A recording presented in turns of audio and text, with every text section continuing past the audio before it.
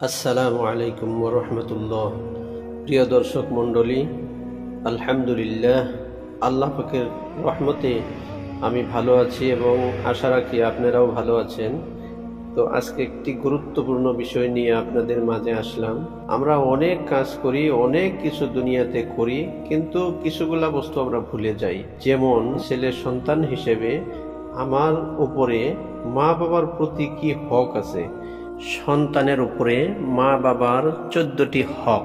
তার মানে এই 14টি হক আপনি ছেলে সন্তান যারা আছে তাদেরকে আদায় করতে হবে। এখন আসি যে কোন সময়ে কয়টি হক। মা বাবা যদি জীবিত আছে তাহলে আপনার উপরে 7টি হক রয়েছে। আবার যদি তারা মৃত অবস্থায় আছে অর্থাৎ মারা গিয়েছে, আর তখন আপনার উপরেও 7টি হক তাদের প্রতি আছে।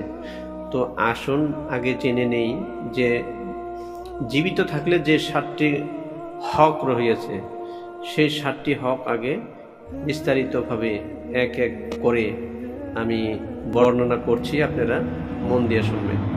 নম্বর 1, পিতামাতার প্রতি শ্রদ্ধাশীল হওয়া। শ্রদ্ধা করা, মোহাব্বত করা, মানে সম্মান করা। নাম্বার 2, মা বাবাকে মনে প্রাণে মোহাব্বত করা, ভালোবাসা। নাম্বার 3, সর্বদা তাদেরকে মেনে চলা।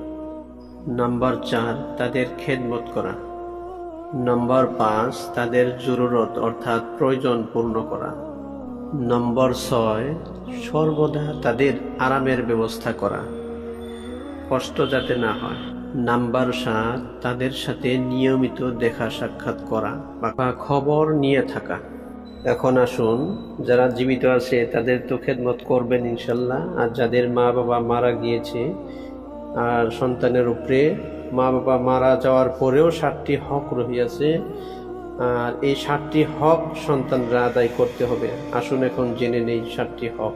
নাম্বার 1, তাদের মাগফিরাতের জন্য সবসময় দোয়া করা। নাম্বার 2, সওয়াব রিসানি করা।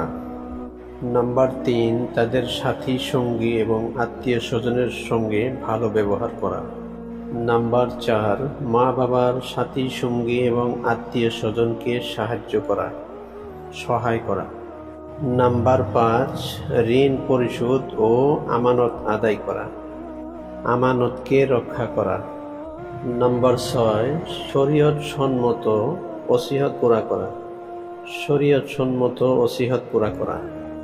নাম্বার 7, মাঝে মাঝে তাদের কবরকে জিয়ারত করা, তাদের জন্য দোয়া করা, ইস্তিগফার করা, সূরা ইয়াসিন পড়ে পড়ে তাদের জন্য কি করা, মাগফিরাত কামনা করা।